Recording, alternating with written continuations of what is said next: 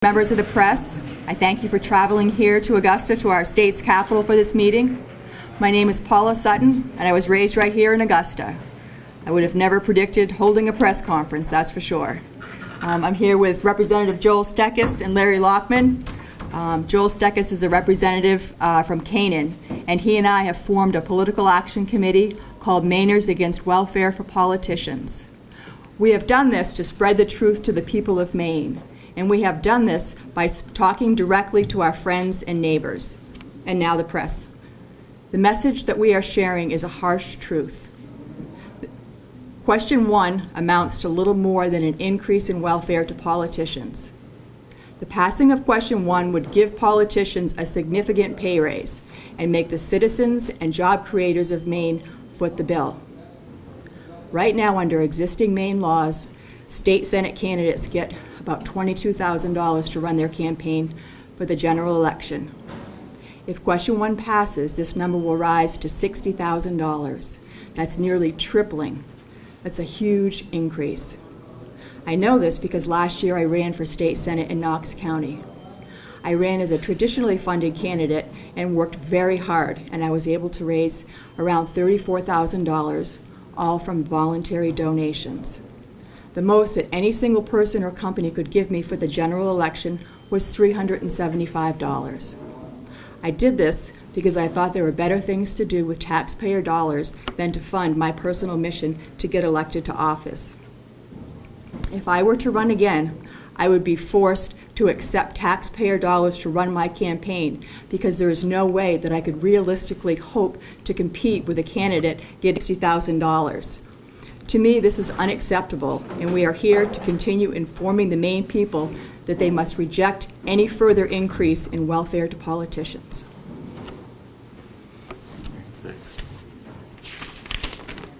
Good morning, everyone. I'm Representative Lawrence Lockman from Amherst. I am serving my second term in the Maine House of Representatives. I want to begin this morning by publicly thanking Paula Sutton and Joel Steckes for stepping up to lead the campaign to expose question 1 for what it really is. Ladies and gentlemen, question 1 is the biggest expansion of welfare for politicians in Maine history. But it's worse than that. It is a blank check expansion of welfare for politicians.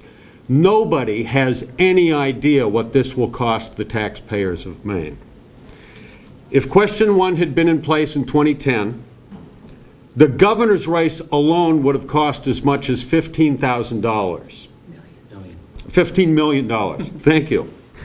That's $15 million from Maine's general fund to pay for lawn signs, bumper stickers, negative ads, and robocalls.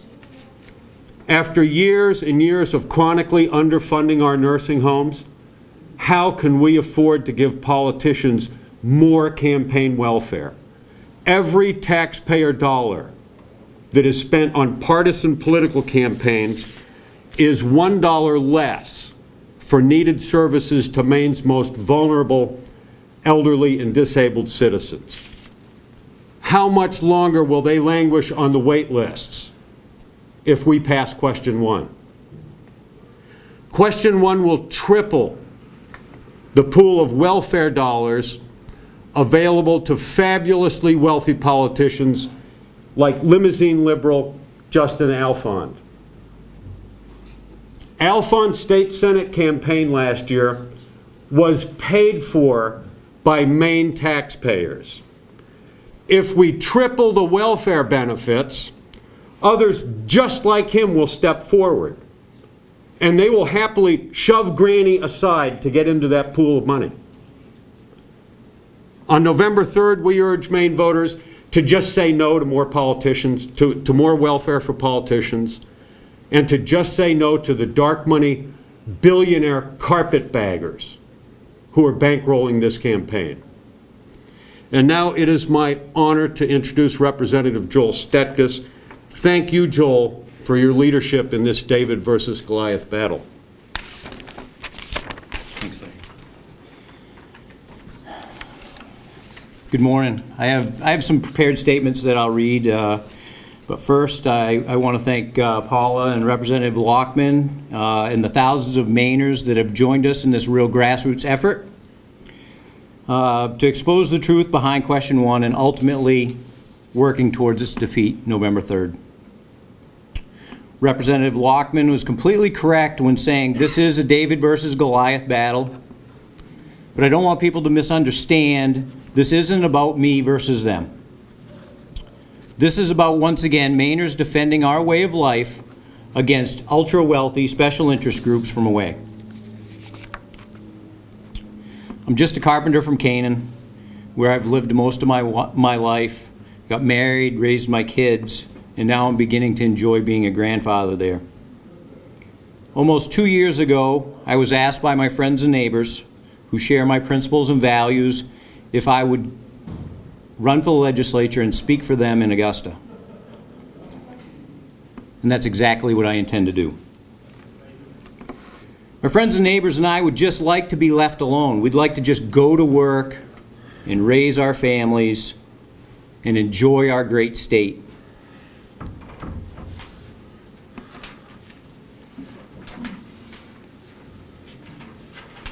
But it seems like every couple of years, we have some group trying to influence what goes on here in Maine. So here we are today, once again, we the people of Maine up against another very well-funded, fully staffed political machine. This political machine is assembled from special interest groups from Washington, D.C. and Massachusetts, and is partially funded by $100,000 personal checks from New York.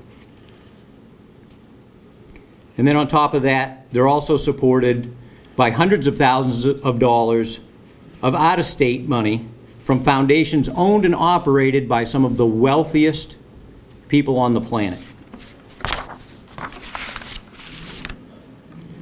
These groups are pushing to impose 13 pages of new law that only a handful of people have actually read and understand. The voters of Maine do not want to pass this legislation to see what's in it. The proponents of question 1 claim that one of their top objectives is to reduce the influence of ultra-wealthy special interest groups in Maine politics. And as it turns out, they are a host of ultra-wealthy, out-of-state special interest groups masking themselves in their political action committees and nonprofit organizations. This hypocrisy is staggering. And secondly, only people from Washington, D.C.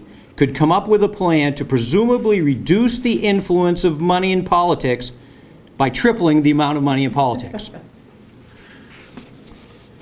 These organizations also want Mainers to believe that their 13 pages of legislation will improve transparency in Maine elections.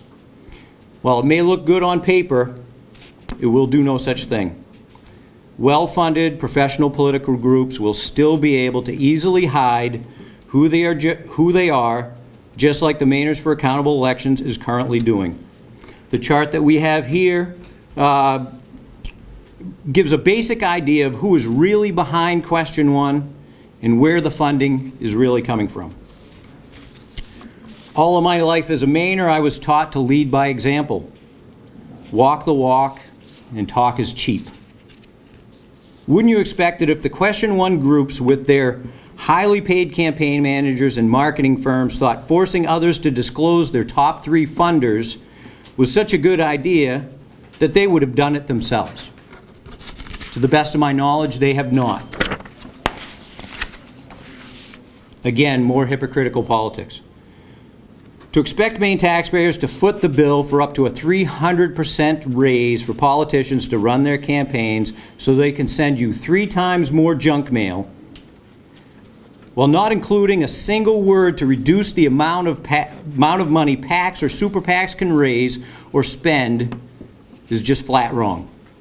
The Maine people are tired of having to defend our state year after year from out-of-state groups who specialize in bundling and laundering millions of dollars in order to impose their will upon us by attempting to pass laws that the vast majority of them will neither ever live under or pay for with their tax dollars because they're not Mainers.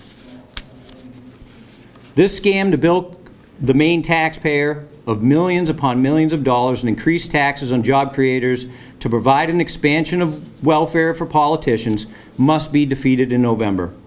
Our group of everyday, hard-working Maine volunteers are raising funds and spending time in their own communities educating the voters, and we can use your help. For more information, you can go to our Facebook page, which is No on Question 1, where there's also a link to our website. Before we open this up to any questions, I'd like to challenge the proponents of Question 1 to debate the actual substance of this legislation and how this would affect the citizens of Maine. We will make ourselves available at any time and any place so Mainers can learn the truth about Question 1. Thank you all for being here. I've